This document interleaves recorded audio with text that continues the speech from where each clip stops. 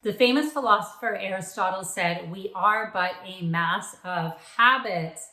So I'm sure you have some habits that you might want to get rid of, some bad habits. You might want to develop good habits, which we know are really the key to a healthy, happy life. Stick with me as we discuss the power of habits.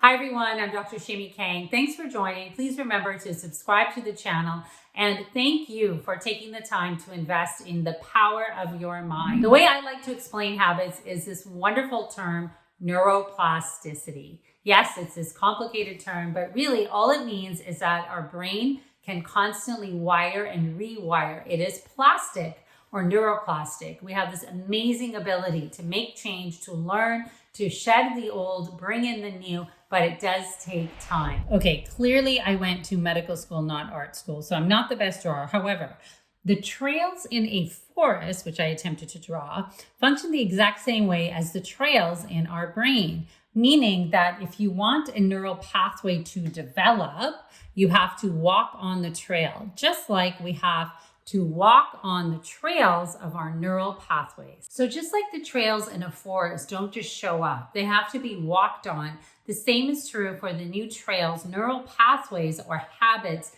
in our brain. We have to walk on them consistently to develop a new habit, and we have to get off the trail of old habits that we no longer want so we don't keep reinforcing them or making them bigger. Many of us have habits that we have laid down unconsciously, big trails in our brain that we really didn't want there. Things like eating mindlessly in front of the TV, or talking on the cell phone while we're driving or walking, things we really aren't good for us. So we have to really make a conscious effort once those trails are there, because they become automatic. Our brain just goes on those pathways.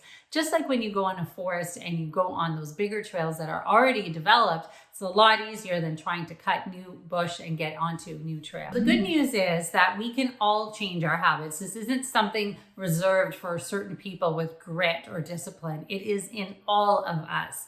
The other hand, though, is it takes time and practice. So you do have to put that effort in. So here's your prescription for habits. There are 3 of them. So number 1, keep them simple. 1 habit at a time works best. Make it small, little baby steps. So 1 to 2 minutes of meditation or walking, and builds from there.